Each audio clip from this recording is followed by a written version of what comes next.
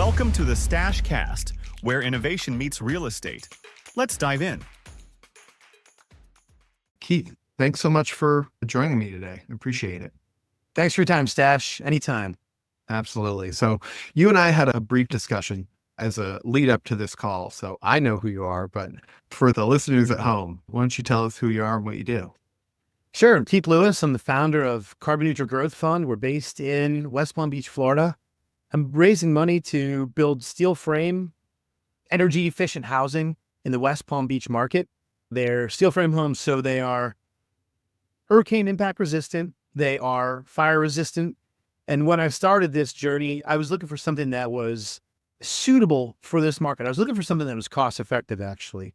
And then in time, I started to realize all the benefits. So there's a lot of health benefits tied to these as well. You're telling me about this, and I was talking to somebody actually on my last podcast with Brian Boyd about some of the health benefits. So let's just, I guess some of the benefits and some of the advantages as compared to traditional stick-built multifamily or single-family homes. Sure. So I'll go back into a little bit more of my story. Again, I was looking for something cost effective. Remember when COVID started, prices on everything started going up. I'm a degreed engineer. My background was all sales engineering, and I worked in aerospace quite a bit. So I was always looking at cutting pennies, looking at a better way. Always had a passion for real estate. And going back and looking at pricing of 2x4s and where you're sourcing 2x4s and where you're sourcing your block, sometimes it just isn't enough. And I ran into steel framing, and it started to make a lot of sense. Structurally, what I liked about it was most of our external wall steel framing is built off-site. And as a manufacturing engineer, you're looking at the construction process saying, wow, they're going to deliver my walls, they can erect the walls and bolt them down. Waste. Yeah. There's a lot, it staggers me, the amount of waste that is in construction. And it's not malicious, but it just is what it is. And our panels are delivered ready-made to size. It's not something like you buy and cut on site. Everything is specifically sized for your building. It's got spray foam insulation inside. On the external, there's a cladding that is magnesium oxide board. Structurally, it made sense. It exceeds the strength values of concrete block, believe it or not. And we call them missile tests in Florida because of the hurricane. It's out there. Google it, man. Stick panel walls that have magnesium oxide board on the outside with spray foam insulation on the inside. It exceeds missile impact tests on concrete block. So, anybody can go out and look this up. I looked it up, and sure enough, it exceeds it. But then the benefits there are strength. You're using magnesium oxide wallboard. So then you get into a fire rating. So most of our properties have a 4-hour or more fire rating. It's fireproof. It's hurricane proof. You can raise their hurricane point by either spacing the studs or using a higher value gauge metal. So everything's starting to make a lot of sense. I'm thinking, again, structurally, wow, this is pretty impressive stuff. Then you get into magnesium oxide wallboard, more strength. Then you're getting into things, and this is where it starts to make more sense for Florida, no wood in the construction. We can completely eliminate wood. And right now, that's a great thing because tariffs are coming in on wood's going up. So 3-4 years ago, I was like, all right, we're still in line with building conventionally with concrete block and wood. Now it's actually as good or better in cost. You're getting more strength. You can put it up faster. You can erect the structure much, much faster because it comes in containers and you're bolting it down to the slab. You can usually get the whole house. If you're talking about a 3,000 square foot house, you can get the house in 6 weeks. And even with multifamily, you can get it in phases or you can get it all at once. So, you're looking at this like, all right, a lot of these things make sense. You can do it faster. Then you start looking at the benefits of the magnesium oxide wallboard.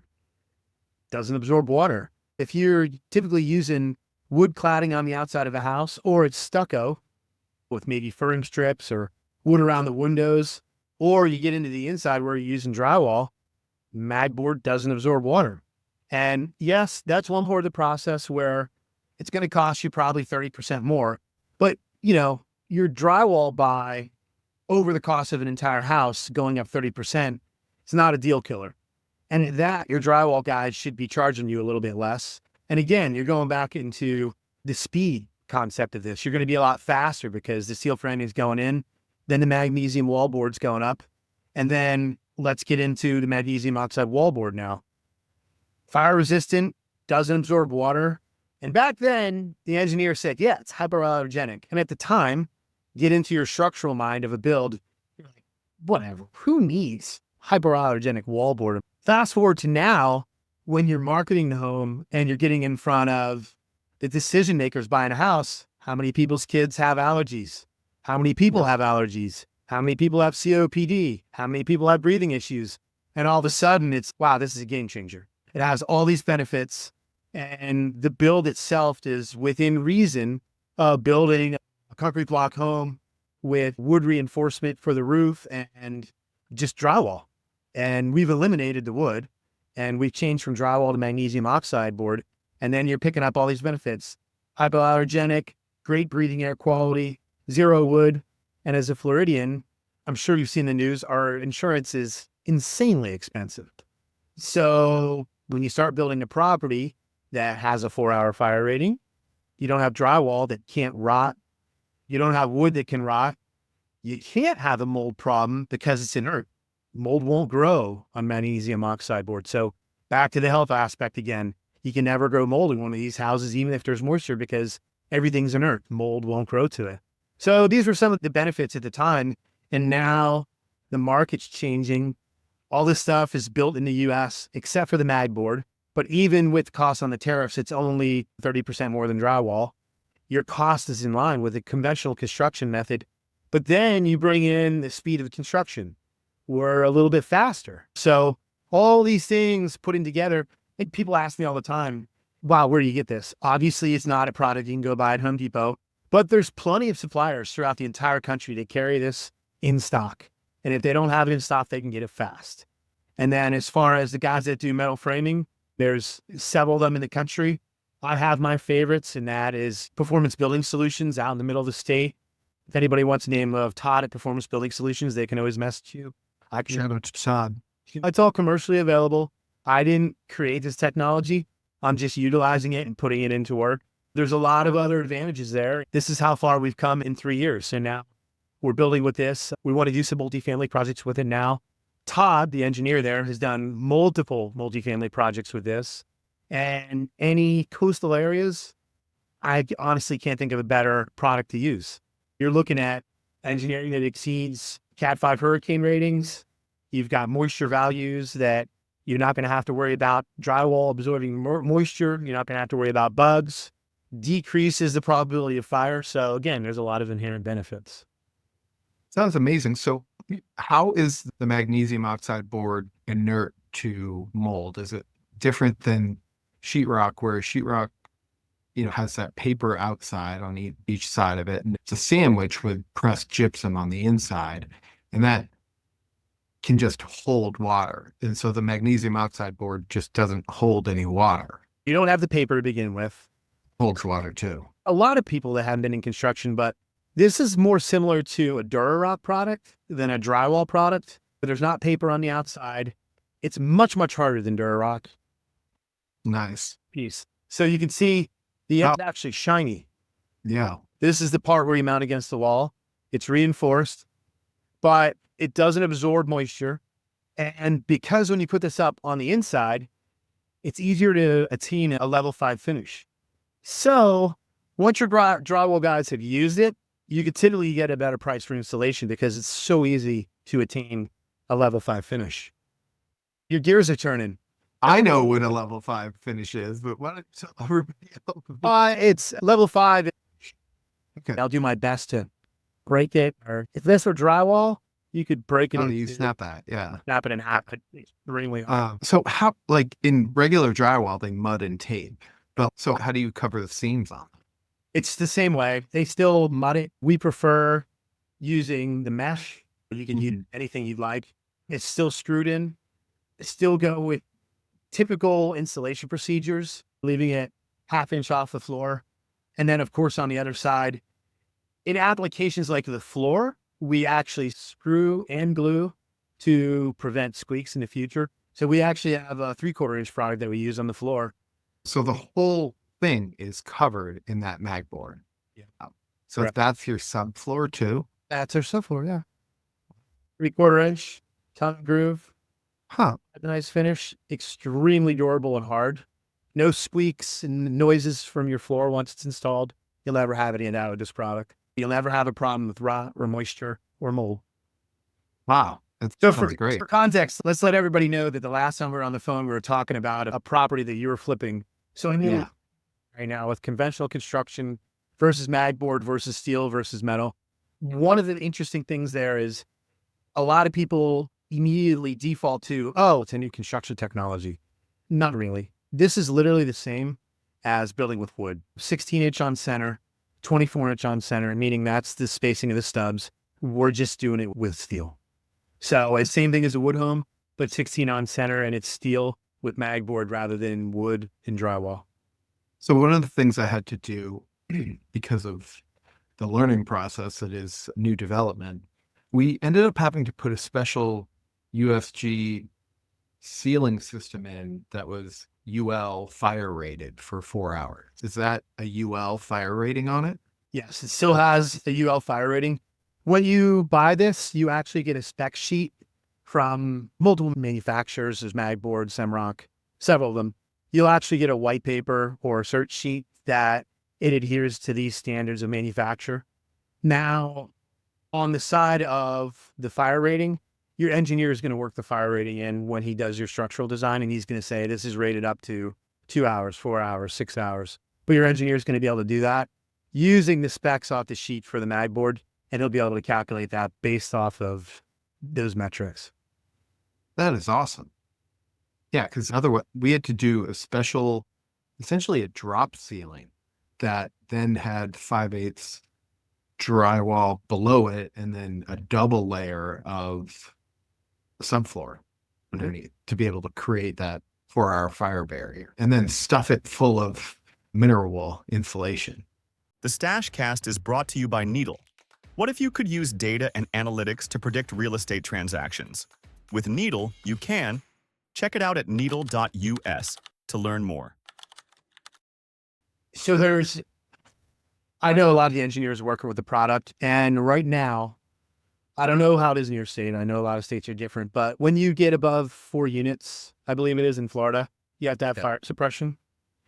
And what the creators of Mag Panel are doing is going to the state saying, hey, to reduce costs of the build, because fire suppression is very expensive. Super expensive Unit or something. They want to charge me 20 grand a unit for 6 units. Yeah. So what they're saying in Florida, because there's a housing issue here, is, all right, we're not asking you to remove it from full multifamily, but could you remove fire suppression from 4 to 8 units or 4 to 10 units because of the characteristics in having a 4-hour burn rating with this? So they're working with them in different thicknesses and different partitions between units to work on a fire rating. And I know that's out there right now. I don't know if it's ever going to come in, but if they would do that, it would significantly help multifamily construction, because we're looking at building things bigger than that. But when you're talking 4, 6, and 8 units, that's the bread and butter of a lot of family builders and builders in and around rural areas. That's the heart of small business in development and construction, is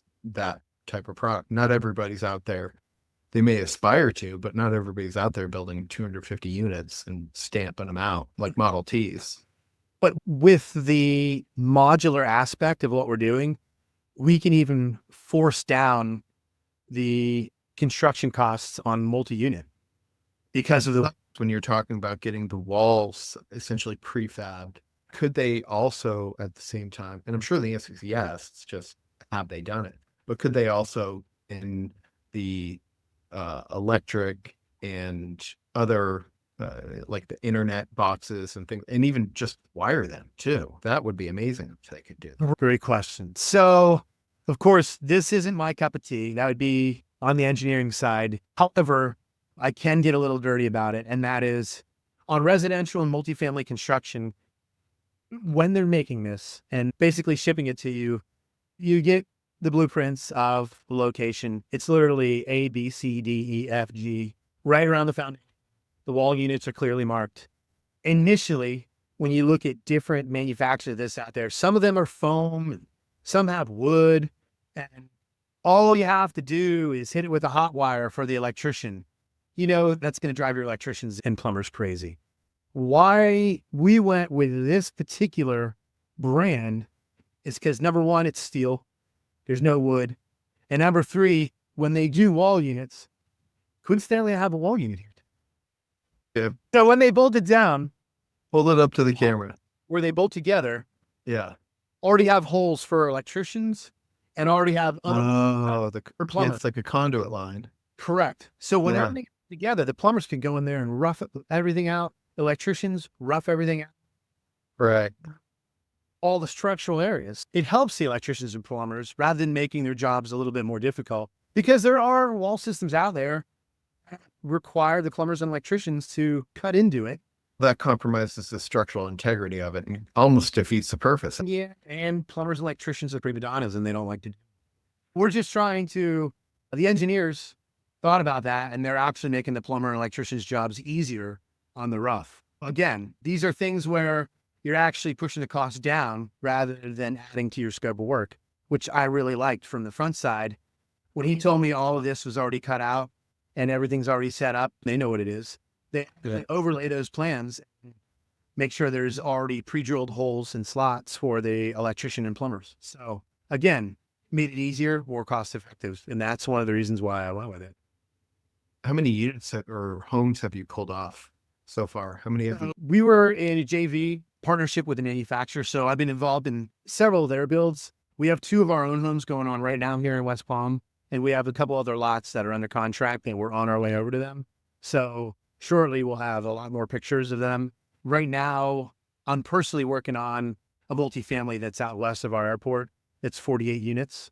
I've been around construction for 20 years, both wood and concrete block, CBS, stucco, and a lot of things are coming of age now. One of the things I like, again, about the metal is it's a lot more modular. As we are pricing out the build on a 48 unit multifamily, a lot of the interesting things there are going to be done for us before they even get there. Like you're talking about, they won't rewire it, but there's going to be a lot more things done with the bathrooms specifically. It'll be a lot easier to get tile in. It'll be a lot easier to do the plumbing. So the bathrooms won't be full modular, but there will be components of them done in the showers and behind where the sinks are being mounted to make the subs lives easier. To me, again, it's cost savings and speed. Yeah. And you can maybe get it for the cheapest price, but if it takes 3 years to get it done, was it really that cheap? Yeah. There's power in being able to get it done quickly. Like you can have it, pick 2 of 3, fast and cheap, cheap and good, or good and fast. You can't have all 3. Right. That's amazing. That's not, so it is, and I don't have a piece of the Mac board, but is it such a product where you could just grout it like tile? It's 4x8 sheets or 4x10 sheets or 4x12 sheets. They sell it just like drywall. Okay. So you could, same thing with the flooring. You could get it up to 4x12 if need be. And then, so it's on the outside as well. So how do you texture it like stucco on the outside? Spray stucco adheres to it nicely. Again, scientifically, it's not a product that is just like Durarock. When it comes to stucco, you could do spray stucco right over it. Yeah. On the inside, when you put the windows in, you just use screws that are approved for steel rather than Tapcons. So it's relatively easy. And then you're just doing a light coat of spray stucco on the outside. That's been a long process with us. There's a few things out there that are both epoxy-like, that are mixed with something like an elastomeric epoxy paint that we're looking at as well. So there's a lot of different ways you can do it. You could do it like board and batten for lower cost structures. So you would just be, yep. Got it. and you would just That use makes a sense. smaller piece of mag board to cover all the lines. That's also an option for going super cost effective in a CRA, for example, where they're doing like lower cost housing. We've already did a lot of those projects. When you get into higher level products like ours, we would be doing stucco and impact windows. How does the mag board behave when you put like a screw into it? Does it shatter a tile wood, or it behaves more like? No, again, it goes in. You'll get a little bit of chipping and very small amount of chipping and flaking where you put the screw in. That's basically just dust from the screw going through, and that's it. You have to pre-drill the holes or no? Now there's special screws Right. used with Durarock. What have been the biggest challenges you've had with it? So in the city, you've got 2 groups of people. And surprisingly, it's about 70-30. Believe it or not, most of the cities like it. because it's sustainable. It's a green product. So they really get excited about it.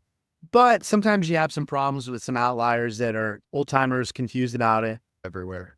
Yeah. Yeah. We don't typically use city inspectors for that reason. We usually use inspecting engineers or inspection companies. That makes the projects go even faster. And in I've Florida, never heard of such a thing. in Florida, it's very popular. Instead of using the city for inspections, you hire an engineering company. That is, That makes a ton of sense. and it's not very expensive. On a typical house, it's $3,000 to $4,000. And at first, we're like, $3,000. Usually with inspection companies, you call an inspection 5 o'clock on Next day. Tuesday. They're there Wednesday morning. These guys are available by phone. In the event you do fail, send me pictures. We'll take care of it later. But send me some pictures of this and you can proceed. Kind of atmosphere. So as long as you keep it honest and keep pictures and communicate, they're all about production. That's amazing. Where's it manufactured? This is manufactured right here out near Sebring, Florida. Yeah, you said that. But what about the mag board? Magboard is typically a Chinese product. They're starting to make it here in the US. It's the only component of this that's made overseas. There is a tariff on it, and that's why it's 30% more than drywall. If there wasn't a tariff, I'm sure that this would be on every shelf in Home Depot right now. However, I have a pretty good relationship with both the manufacturers, and I've been told that they may raise a tariff on this for multiple reasons in the next 6 months because of building, because sustainability, because in Florida it is a superior product. So I've heard that they've already talked to the governor about potentially lifting the tariffs on it. And as a building product, it makes sense across the country to lift it. But one of the manufacturers, there's murmurs of it being made here.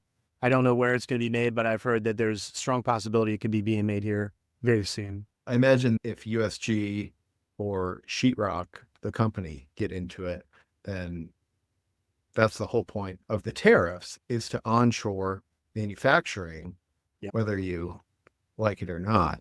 That's what he's trying to do. The nice thing about it, though, is unlike wood, think of a framing package. On a normal size house, what is it, $20,000 to $35,000? So 30% on top of that is a lot of money. Your drywall budget on a normal house, $4,000. 30% on top of that, not a big number. It's not as big of a deal. Plus, you're gaining economies of scale in other places with installation, with drywall guys, or not the drywall guys, but the mud guys. As the cladding on the exterior of the home, some of the other claddings cost significantly more than this. 5/8 inch plywood for an exterior cladding, it's a winner. You're going to be cheaper with this. So there's a lot of different ways, and there's a lot of different construction methods where it's going to be more cost effective. And with the cost of concrete right now in Florida, where we use a ton of concrete, it's tough to compete against a product like this when you're paying for a house that may be a poured concrete product. It's just, it's a different ball field. Is it also the material that goes underneath the roof system? Yeah, we use it for the subflooring and we use it for the roof. So literally you have a house built of steel frame and mag board. And then you put, depending on what you want for your siding, you could do that board and batten style. Correct. For people that don't know what that is, you've got a seam that butts up, and then you just put a strip of the mag board to cover it. Correct. And then your underlayment underneath the roof, what kind of roofing do you use down there? Multiple. It could be, I'm a big fan of, on homes that have a flat roof, I use TPO, thermoplastic polyolefin, which is basically a rubberized product. Is that white rubber? Yes. It's a commercial grade product that's great for 30 years or more. So you've got this rubber, what is that, a 1/4 inch thick? Not even. 1/8 to 3/16, something like that. But the point is you have a durable rubber sheet, one sheet, or if it does have a seam, it's like when you patch a tire, but you've got it on both sides. And does the magboard also have insulating principles to it as well? I would imagine it does. That's where, again, Is there an R value to it? yes, especially with the foam. So you're getting up into the R22 value just with the standard product. Steel, Oh, yeah, that's the same. rainfall, unlike that. When you get these panels, this is just a smaller version. Steel, you've got polystyrene, and then you've got the magboard on the outside. This is your thermal barrier. So this is going to stop the heat or the cold from bleeding into your interior. How does it survive in cold weather? I know you guys don't really have cold weather, but how does it survive in the four-season temperatures? From a conversation with one of the engineers, again, I'm not the engineer behind this, but I've just, But I play one on TV. yeah, I've accumulated the facts over the years because some of it, it's just hard not to geek out on it. Oh, here's some war stories about it. In conventional construction, a wood frame house typically rated for 50 years. Okay. Concrete or CBS home is typically rated for 100 years. Metal framing wall systems that are considered engineered value-based systems, they're rated for 150 years. So again, you get into these things, a lot of other amazing principles of these are, number one, cost of ownership. Right now is a great time to build them because they're about the same as concrete. But the cost of ownership, where some of the wood on the house, you're going to have problems with bug. You can have problems with rot. You know, have that with this product. Your roof might go bad in 30 years and it might leak in, but you're going to suck it up. Then on a concrete home, you may experience some cracks. Typically, the roof is still wooden, so you're going to experience some of the same things. You're going to have some of the traditional cracking and rotting. Again, you're not going to have that with this product. I was going to say, let's just unpack like the siding issue. There's a deal here in town that's on market, and the comments that we've heard is that the siding's already been painted once and it can't be painted again, essentially. And it's built in late 90s or I think early 2000s.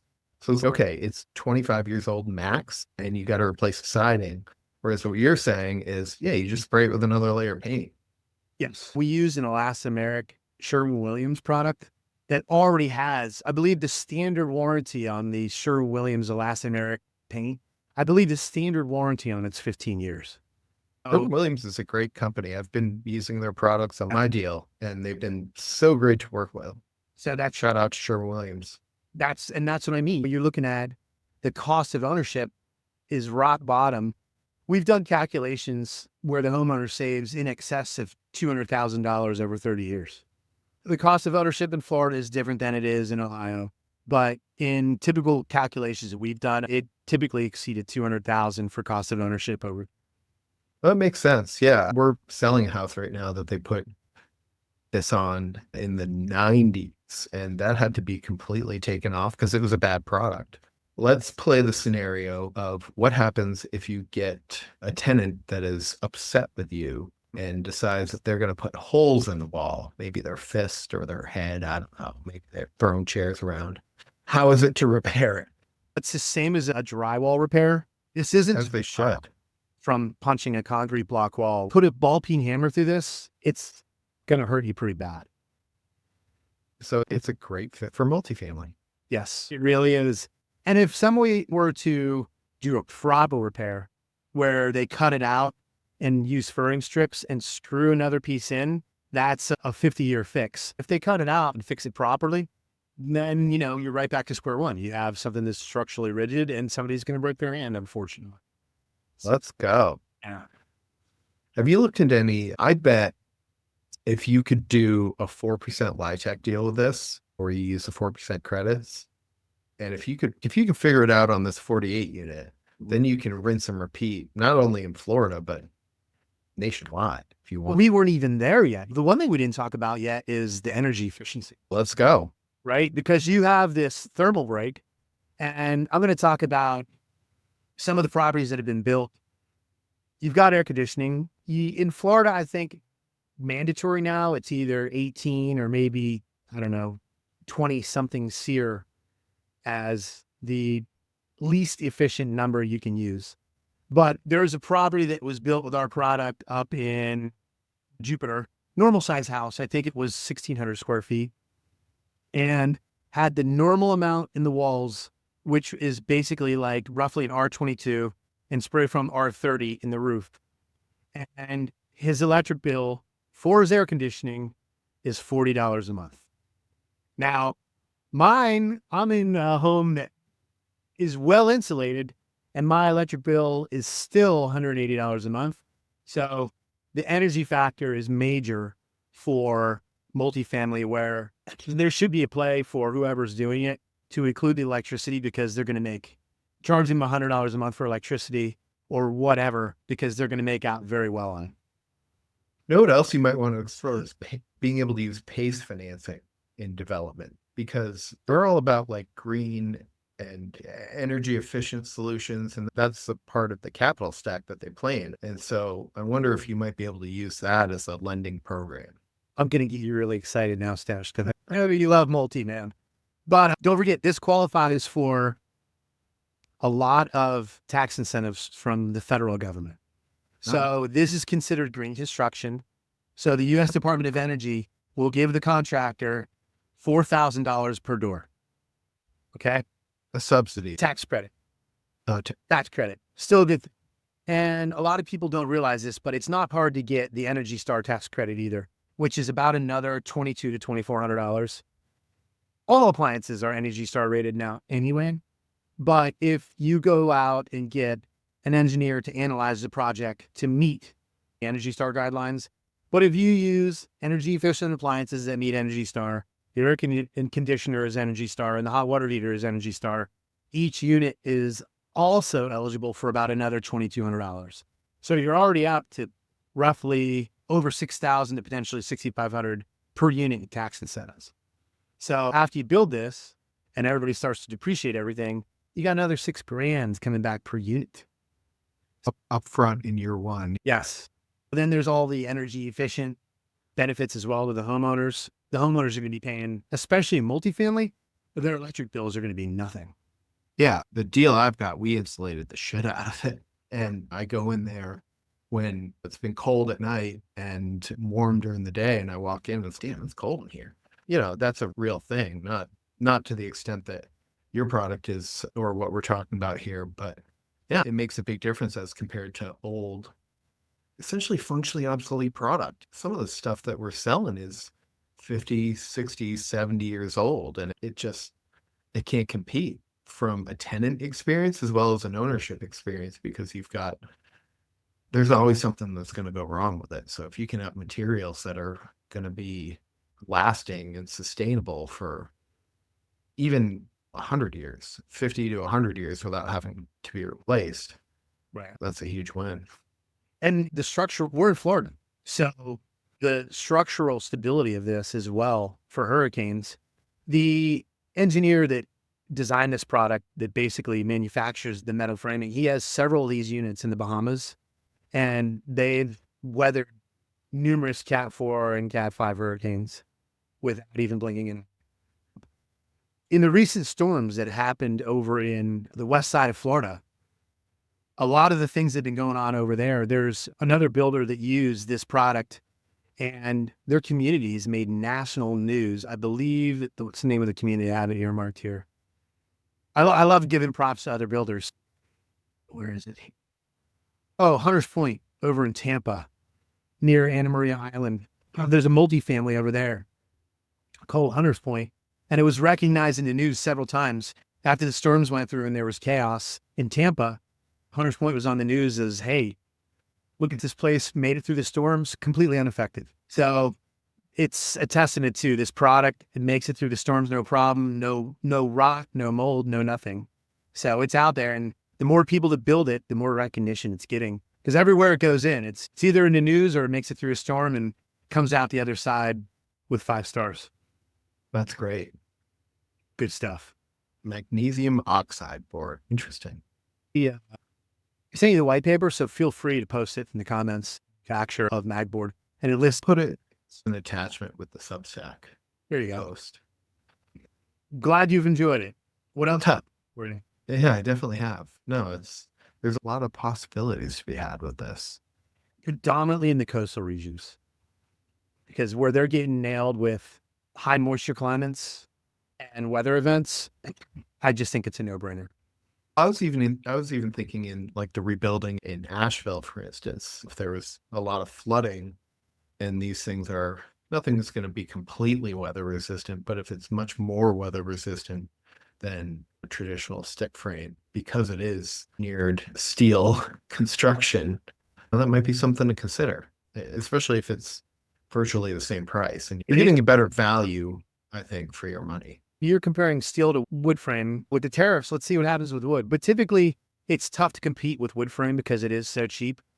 But with tariffs on wood, this might be a lower cost alternative. When it's concrete and steel, it's very comparable. Don't forget, I'm in Florida, so wood construction here that's made for hurricanes, it's way more costly than building a home in central Georgia that doesn't experience this, that doesn't need hurricane cladding, hurricane straps, all kinds of such structural integrity. But if it's just a simple 2x6 stick frame built home, steel is probably going to cost more than that. But with tariffs right now, I have no idea. Yeah, it'll be interesting to see how the economy plays out and if, in fact, companies do onshore jobs, which is the purpose and intent of the tariffs. This has been great, man. I really appreciate you joining me. And if somebody is interested in talking with you, maybe picking your brain or working with you on a deal, what's the best way to get in touch with you? Always phone Keith Lewis, 561-908-1819. Quickly available on LinkedIn, and my email is keith@cn.fund. Awesome. Next time I do a new development, which within the next couple of years, I'm going to reach out to you for your thoughts. So We'll be in thank touch. you so much, Keith. Yeah, absolutely. Thanks, Dash. I appreciate your time. All right. Bye now. That's it for the Stash Cast. Subscribe, share, and stay ahead in commercial real estate and prop tech. See you next time.